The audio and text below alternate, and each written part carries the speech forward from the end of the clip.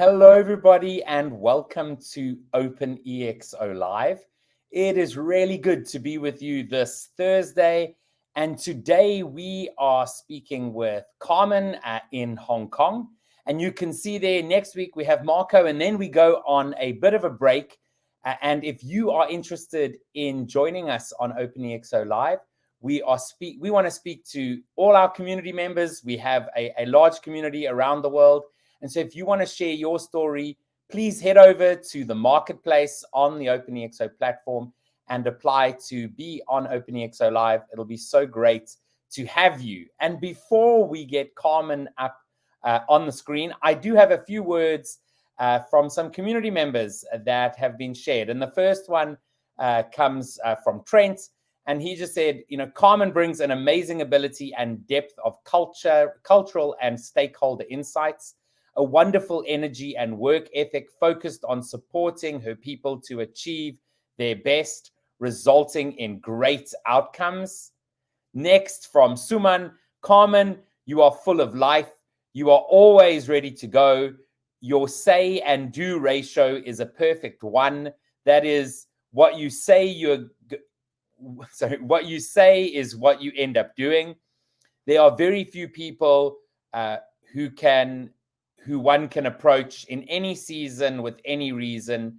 You are one such person. Thank you for enriching the community with your presence.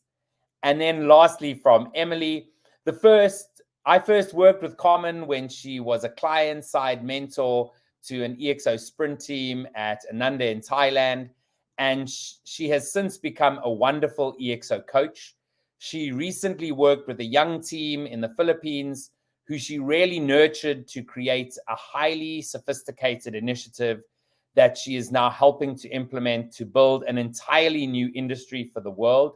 She epitomizes the EXO sprint of inspiring people to think 10x, deeply validating the idea, persevering, and crystallizing complexity into a no-brainer initiative to pursue. And so with that, I want to welcome Carmen to OpenExO Live. Carmen, how are you doing? Is it the afternoon? Yes, this afternoon in Hong Kong. Yes, I'm fine. Thank you so much, Kevin. And those are wonderful, wonderful. That's really good feedback. Thank you so much. It's a pleasure. One of the portions of OpenExO Live that I love is getting the feedback from community members.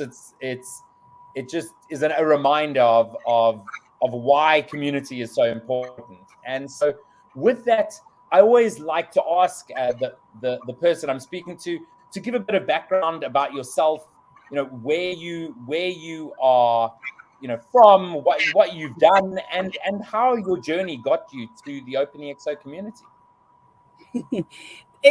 Yeah, interestingly, as what Emily said, I was actually a client. And before I was a client, I had never heard of EXO. My boss actually was quite a thought leader, and he went to attend Singularity University. He got to know Salim, he got to know Emily, and he said, you know what, we need to transform our organization.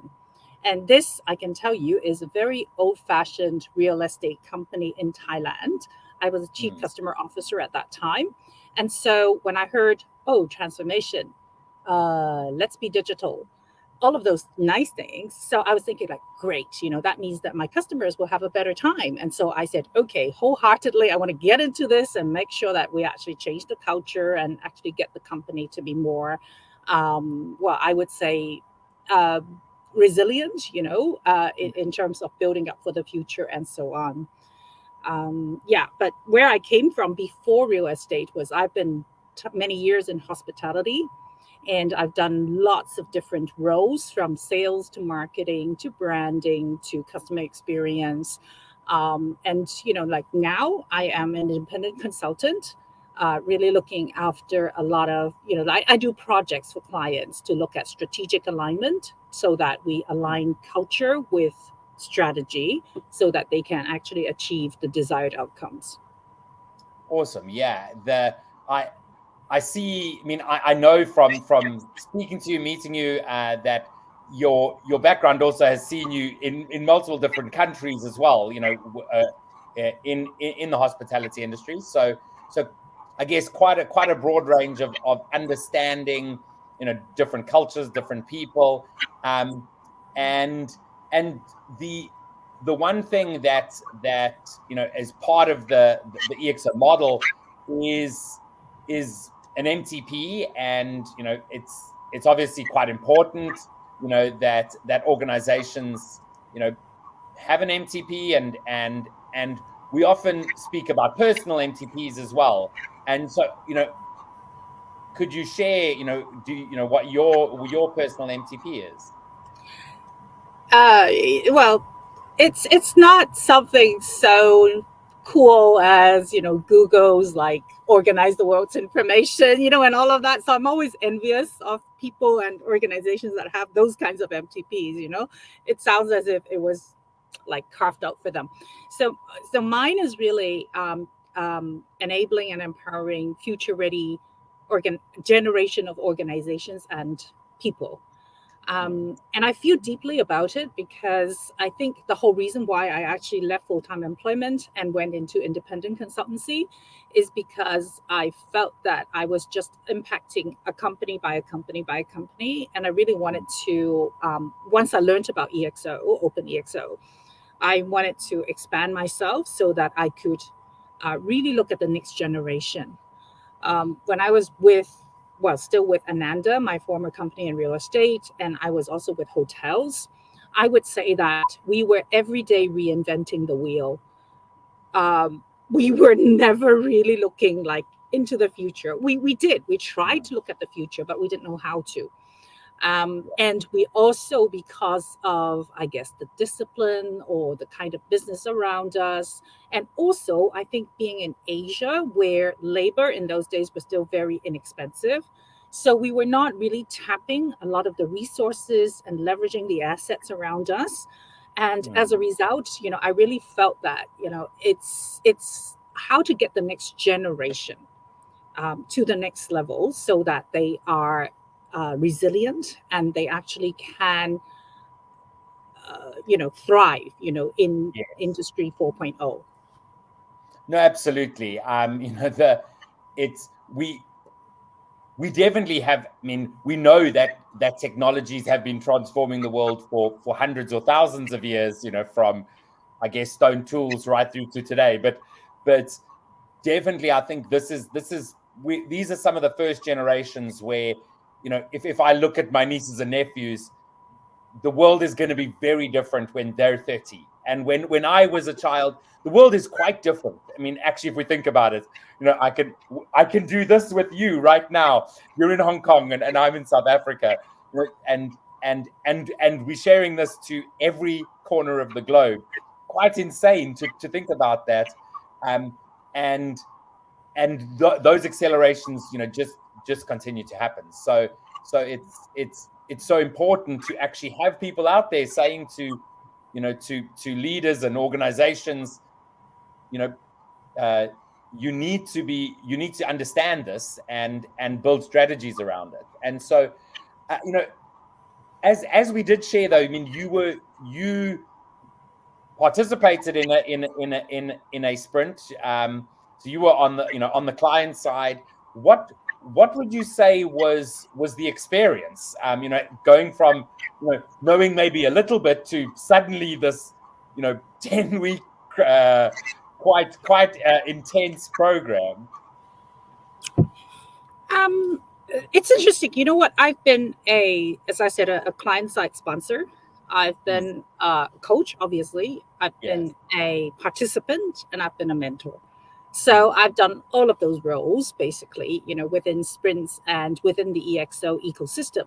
Yes. I would say that probably when I was a sponsor, my mindset was really, how can I enable? How can I support?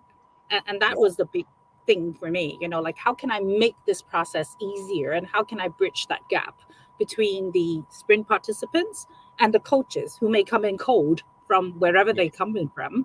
And how can I do that? I guess as a participant, so once I joined EXO, I kind of, tried out to be a participant myself. And when you're a participant, I think it's really all about pushing yourself. how do you break out of your, well, I hate to use the word box, but how do you break out of your mindset, your the invisible constraints that you're always encountering? You're giving yourself the negatives, but how do you break out of that? And how do you actually say nothing is impossible as long as you try it? Mm. As a coach, it's very much about how do you stay on top.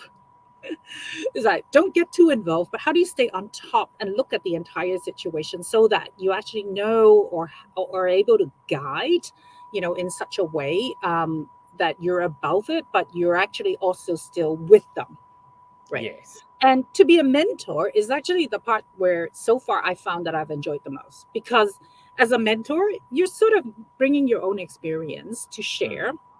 You're still guiding, and you're still supporting, and in times, you even still participate in a way. But that's the part I really really enjoy about being in a sprint, because that's the part where you kind of, it's a happy medium of combining everything. Of course, some people like say like you can't be that, or whatever, but in fact the EXO sprints that I've gone through now, there are two or three of them, I find that actually it's very contextual. It Mm. depends on that at the moment in time, the team dynamics, what kind of company culture they come from, and what they actually need in order to move to the next level. So sometimes they need a coach, sometimes they need more sponsorship, Mm. sometimes they need actually a participant.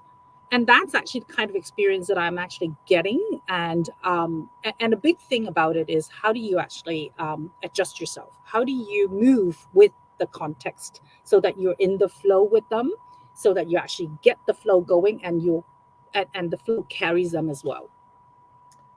Yeah, absolutely. It's whilst the 10-week sprint is quite a, we know the process works, and it's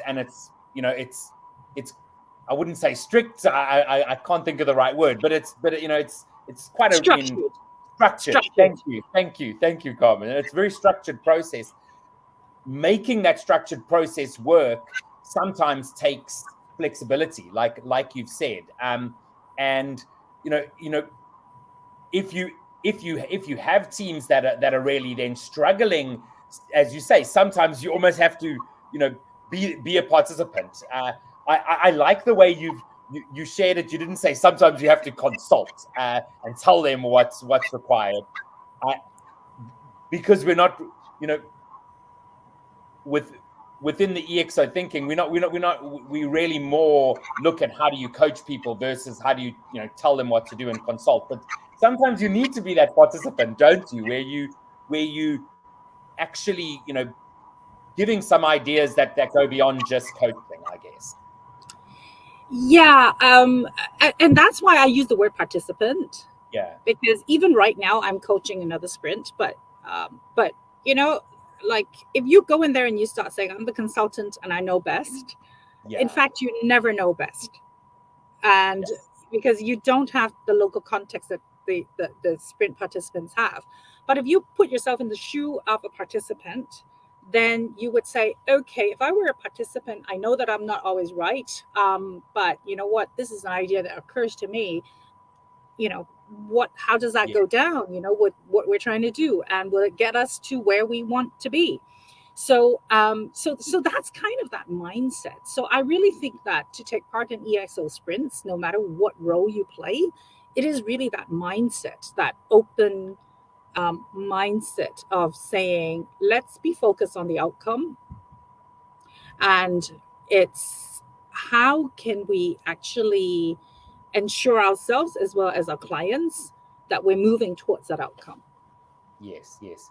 No, absolutely. I mean, I I definitely think one of the big outcomes, for a sprint is about shifting that mindset to a mindset that is more exponential.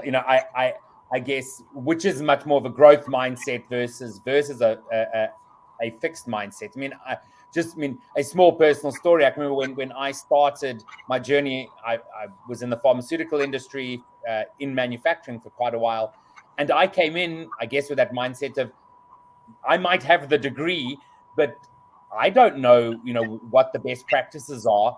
necessarily, and would always ask questions of, you know, manufacturers, which was interesting because so many people said, why are you doing that? I mean, you have the pharmacy degree, you should tell them what to do. And I said, this person has 25 years of actually making these products, and so I have a lot to learn as well. And I really wished we had more of that type of thinking out, you know, in the world. You know, and I think that that's one thing that, you know, the EXO solutions and thinking can really help with. What else would you say, you know, is important, or you know, things that you know, really you know, organizations need to understand about the EXO model?